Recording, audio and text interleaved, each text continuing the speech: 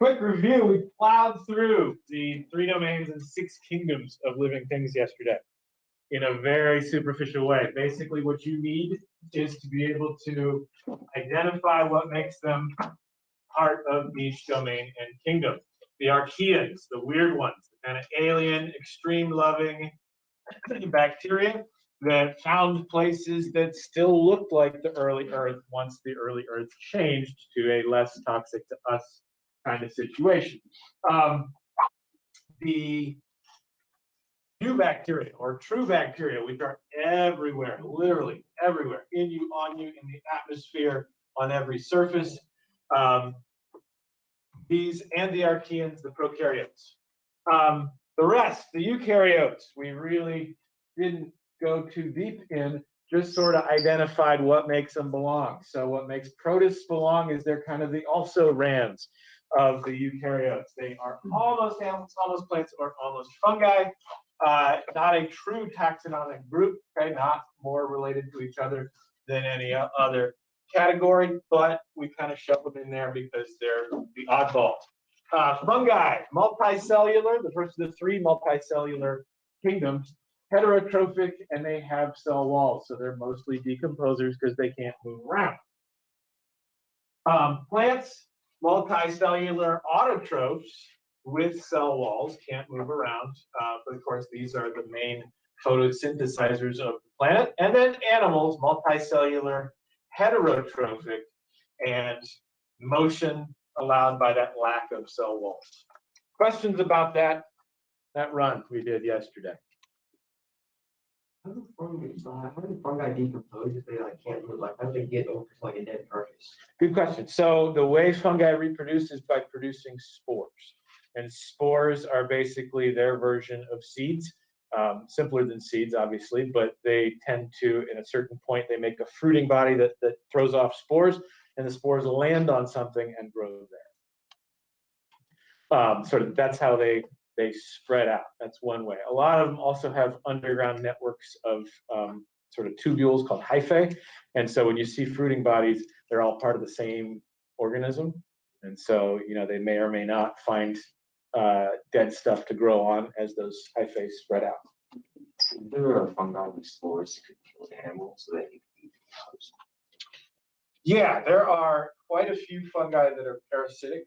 Cordyceps is the best, most talked about example. It's the one that messes with the brains of animals and makes them do certain behaviors that spread it better. That's a whole really interesting field, the parasitology of fungi. Yeah. Other questions? Okay. We will get deeper into animal classification toward the end of the year as a precursor to dissection. But now, I'm going to go ahead and talk about the history of life on Earth. Well, the history of Earth, first of all, and then how life showed up. So this is chapter 19. 18 was all classification. 19 is Earth's history. The first thing to talk about with the Earth's history is just the sheer scale of it is tough to get your brain around. We call it geologic time. And we're talking, what order of magnitude we're talking about? How many zeros we're looking at as far as years old that the Earth is? What is it? 12 years old? 12 zeros. 12 zeros. Ooh.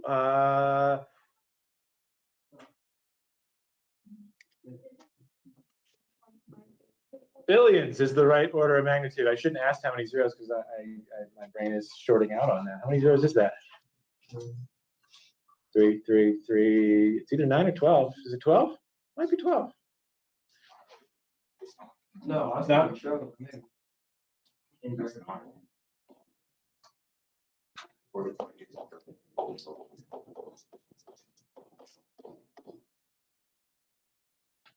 Nine-ish. Yeah. Billion. So geologic time is hard to get your head around because humans live like a max of 100 years, and we're talking about billions. We're at We have 1,000. You can sort of understand 1,000 years, maybe. But then 1,000 thousands is a million. And then 1,000 millions is a billion. And that's what we're talking about. And whew, that's tough. So starting to get your head around billions of years, then you got to understand that as we subdivide into eras, large spans of time, and then subdivide those eras into periods, that for the vast majority of that 4.5 billion years, that is 4.6 billion years to a half billion years ago, roughly, let's call that 8/9 of the Earth's history. Divide the Earth's history into 9 parts, and this is 8 of them. We call that Precambrian time.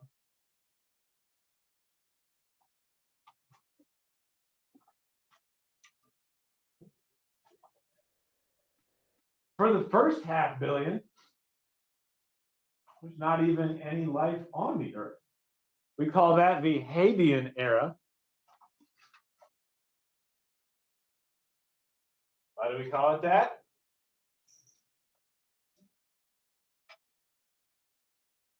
You get it, right? Like if you build a time machine, don't go back that far. Hades, as in Greek hell, right? Like it's hot. Earth hasn't even fully cooled yet. We'll talk about how the Earth formed, but just know, yeah, Hades is called Hadean because it's real hot. You don't want to be there. Cools enough, and we get to Archean era, named for, of course, the Archaea, to about 2.5 billion years ago from 4. This is when photosynthesis shows up. This is when oxygen actually starts to fill up the oceans and atmosphere.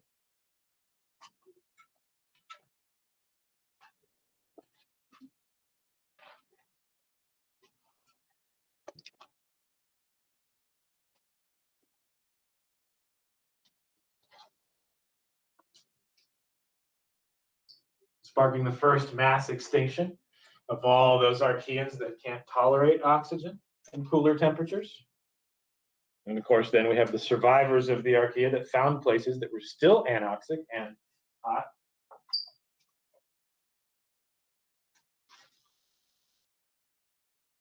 Winding up Precambrian time, then we have the Proterozoic era, where life starts to get more complex, and towards the tail end, so as we approach 500 million years ago, we see in fairly quick succession internal membranes and eukaryotes, then sex, and then multicellularity, and then everything kind of gets sped up. And that's when, the sort of interesting stuff to most people starts to happen. We get animals and plants and all that fun stuff. But not until 500 million years ago, on a 4.5 billion year old planet.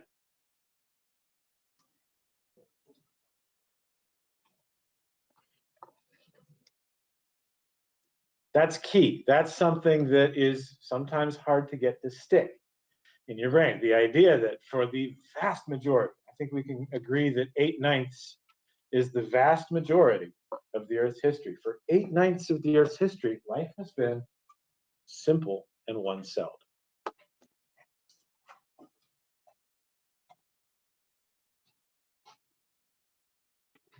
Almost always a reference to that on the state test. That's why I put it in big letters.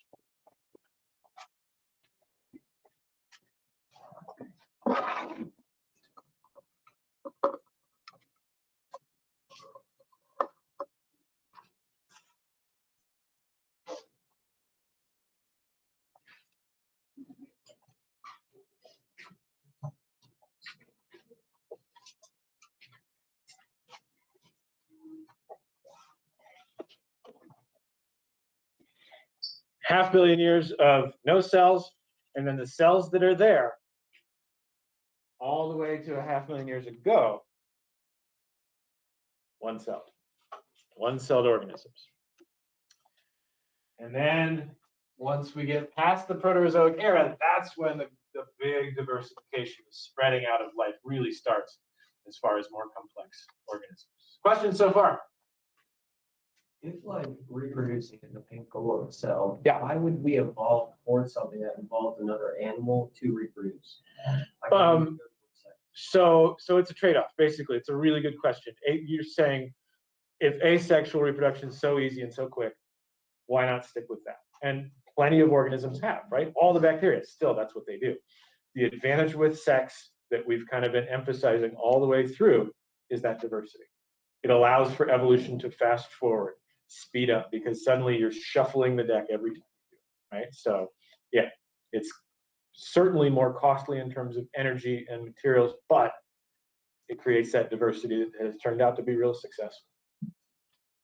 Perspective is always good. When you see a stack like this in your textbook, I think this is straight from your textbook, it really misleads you because they put Hadean, Archean, and Proterozoic here, and it looks like these are all the same lengths of time. They're not. If you did this to scale, these would be huge and these would be tiny, right? So perspective.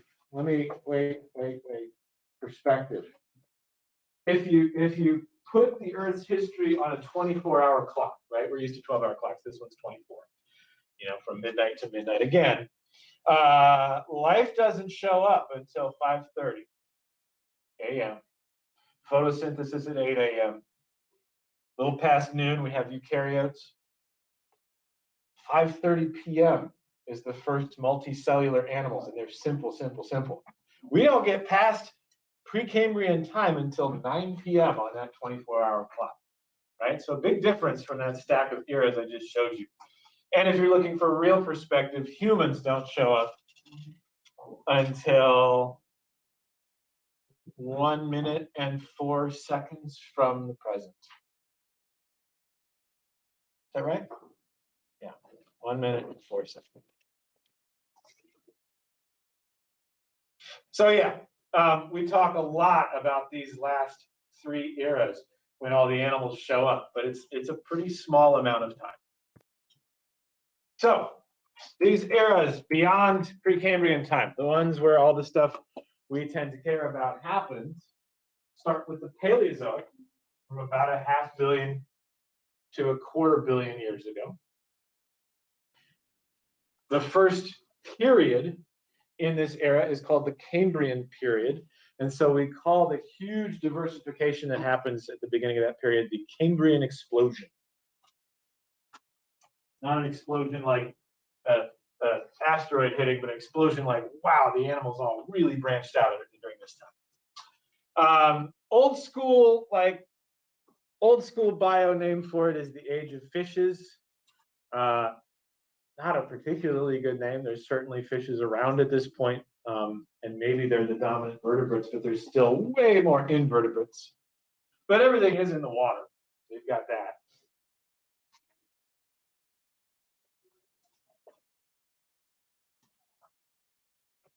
The move to land happens.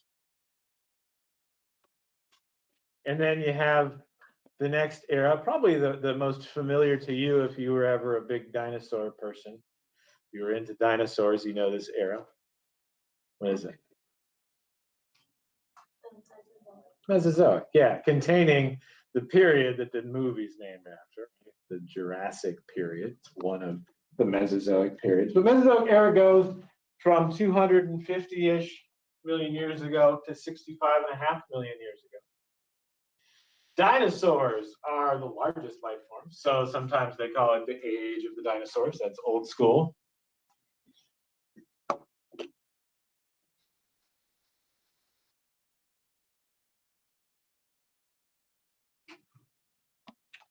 And then we move from 65 million years ago past a major mass extinction, the one that wipes out the dinosaurs. More on that to come.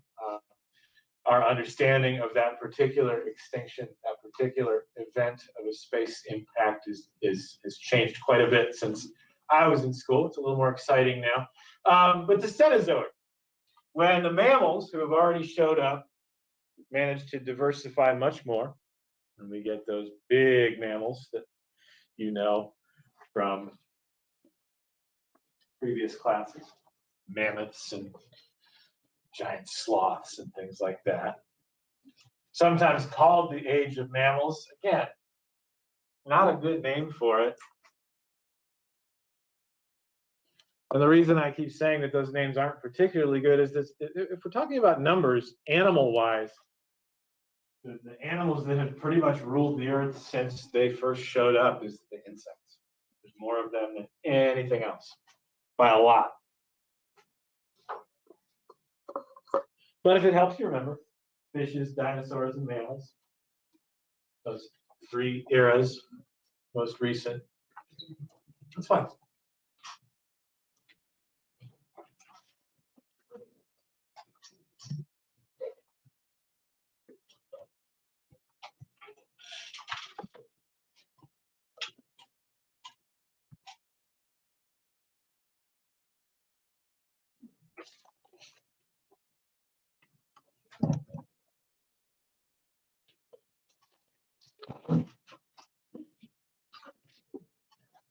So next we will move into how the earth formed and kind of the order of events leading up to these three eras. I'll get into these three eras, and then you'll need to deal a little bit with the periods within them. Okay, but I'll get you through the stuff that you probably haven't seen before about how the earth formed and how it changed and how living things changed it in the early years.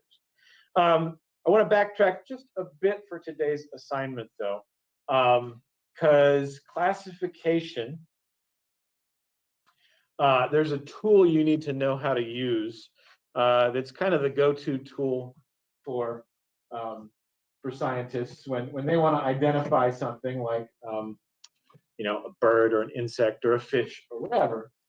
What they use instead of a field guide with nice pictures is typically a scientist uses what's called a dichotomous key. I know the numbering's off, just make it work.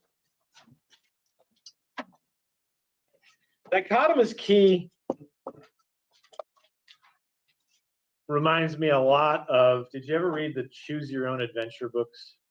Where like you'd get to the end of a chapter and it would say, to pick up the compass, turn to page 25, to run away, turn to page 30, and it would tailor the story to you, and you'd get to a particular ending. Dichotomous keys are kind of like that. They're a series of choices between two options. That's the dichotomy part. A dichotomy is just a split in two.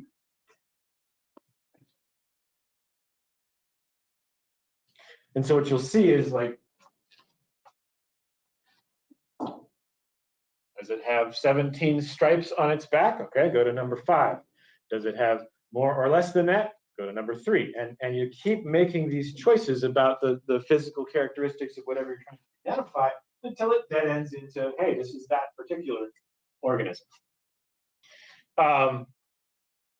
There's a learning curve with using them, and you have to be pretty familiar with the parts of the organism you're identifying. You got to know what the anatomy of that organism is to understand the key. But if you do, these are considered a better way, a more accurate way of identifying something than just looking at a field guide. And so I'm going to give you some practice working with the dichotomous key.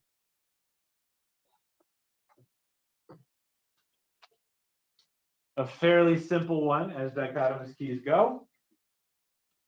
It's a key for identifying sharks. And for identifying sharks, not all the way down to species level, but just down to the family level, right? Domain, kingdom, found, class, order, family, genus, species. So still pretty specific. The large groupings of sharks by family, you will know once you get through this key. The key is on one side, the sharks are on the other side. Let me get it in your hands, and then I'll give you a couple of pointers.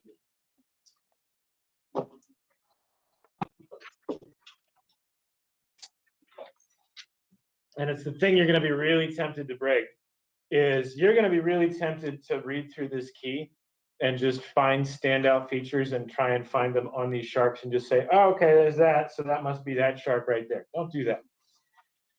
It will lead you astray. What you got to do every time with the dichotomous key is every time you got a new organism, you you start at number 1.